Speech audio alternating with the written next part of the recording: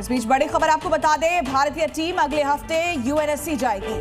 अगले सप्ताह United nation security council में एक बड़ी बैठक है और प्रतिबंध समिति की बैठक होगी।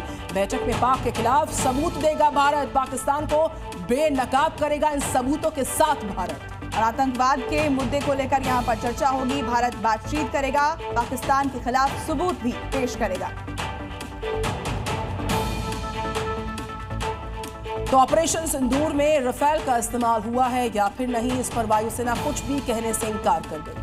वायुसेना का कहना है कि अभी हम लड़ाई में है और ऐसे में इस तरह की बात गोपनीय ही रखी जाती है। ऑपरेशन सिंदूर को लेकर चर्चा तेज हो गई है कि इसमें रफाल लड़ाकू विमान का इस्तेमाल हुआ या नहीं। ऑपरेशन में अत्याधुनिक हथियार प्रणालियों की भूमिका रही, लेकिन इसकी पुष्टि नहीं की गई कि रफाल का सीधा इस्तेमाल हुआ। साथ ही S-400 मिसाइल डिफेंस सिस्टम की तैनाती को लेकर भी स्पष्ट जानकारी सामने नहीं आई है। रक्षा मंत्रालय ने इस विषय पर कोई आधिकारिक बयान नहीं दिया है। ऑपरेशन से जुड़ी रणनीतिक जानकारी गोपनीय रखी गई है। At this time, I would not like to comment on that because we are still in a combat situation.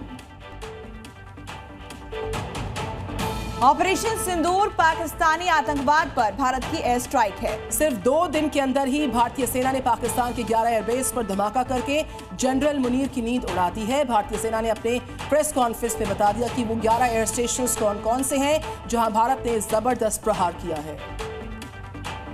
Pakistan ने कभी सपने में भी नहीं सोचा था कि सिर्फ 48 घंटे के एक्शन में ही पाकिस्तानी एयरफोर्स का सबसे सुरक्षित ठिकाना भारतीय मिसाइलों की जद में होगा। न सिर्फ जद में होगा बल्कि तबाह कर दिया जाएगा। भारतीय हमले में पाकिस्तान के कौन-कौन से एयरबेस तबाह हो गए, उसके नाम सुनिए। Bholari airbase, Sukkur airbase, Jacobabad airbase, Sargodha airbase, Rafiqui airbase, Chunian airbase, Pasrur airbase, Murid airbase, Sialkot airbase, Nur Khan airbase और स्कार्दू एयरबेस को काफी नुकसान पहुंचा है। हमने केवल सीमा से सटे सैन्य ठिकानों पर ही नहीं कार्रवाई की, बल्कि भारत की सेनाओं की धमक उस रावलपिंडी तक सुनी गई जहां पाकिस्तानी फौज का हेडक्वार्टर मौजूद। पाकिस्तानी एयरफोर्स की कमर टूट गई है। अभी नुकसान का सही आंकलन तक नहीं हुआ है। सूत्रों के मुताबिक बर्बादी इतनी है कि सही आंकलन में वक्त लग सकता है। भारत पाकिस्तान के डायरेक्टर जनरल मिलिट्री ऑपरेशंस की आज बड़ी बैठक होगी और इस दौरान सीमा पर सीज़फायर को लेकर आगे की रणनीति निर्धारित होगी। ये बैठक आज दोपहर 12 बजे के करीब होगी। बैठक से पहले ही भारतीय सेना ने साफ कर दिया कि अगली बार कोई भी आतंकी हमला युद्ध की कार्रवाई माना जाएगा और इस बार से कई ज्यादा बड़ा एक्शन लिया जाएगा। भारत पाकिस्तान के बीच सीज़फायर के 25 घंटे बाद भारतीय DGMO lieutenant general Rajiv Ghai ने प्रेस कॉन्फ्रेंस की और बताया कि ऑपरेशन सिंदूर आतंकियों के खात्मे के लिए था, जिसके तहत भारतीय सेना ने 9 आतंकी ठिकानों को टारगेट किया। इसमें 100 से ज्यादा आतंकवादी मारे गए हैं, जिनमें यूसुफ अजहर, अब्दुल मलिक रऊफ और मुदासिर अहमद जैसे लक्ष्य शामिल थे। साथ ही पाकिस्तान में 11 हवाई ठिकाने नष्ट कर दिए गए। भारतीय नौसेना के सोशल साइट एक्स पर वीडियो जारी करते हुए बताया कि थल सेना, वायुसेना द्वारा की गई गतिशील कार्रवाइयों में के साथ साथ समुद्र में भारतीय नौसेना ने जबरदस्त एक्शन के बाद पाकिस्तान की सीज़फायर की मांग करने लग गया है। भारतीय नौसेना समुद्र और जमीन पर टारगेटेड लक्ष्यों पर हमला करने के लिए अरब सागर में तैनात रही, जिससे पाकिस्तानी नौसेना को रक्षात्मक मुद्रा में रहने के लिए मजबूर होना पड़ ही गया।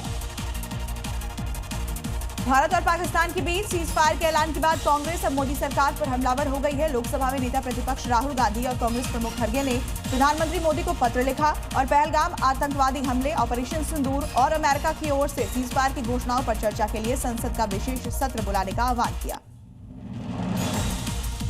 इलाहाबाद हाई कोर्ट में आज लोक गायिका नेहा सिंह राठौर की याचिका का अहम सुनवाई होगी। नेहा सिंह राठौर ने अपने खिलाफ जो दायर याचिका है, FIR जो है, उसको लखनऊ खंडपीठ में चैलेंज देकर खारिज करने की मांग उठाई। पहलगाम अटैक के बाद नेहा सिंह राठौर ने एक पोस्ट किया था जिसके खिलाफ FIR हुई। FIR में आरोप लगा कि नेहा ने इंटरनेट मीडिया पर 2 समुदायों के बीच में वैमनस्य फैलाने और देश की अखंडता को खंडित करने वाली पोस्ट शेयर की।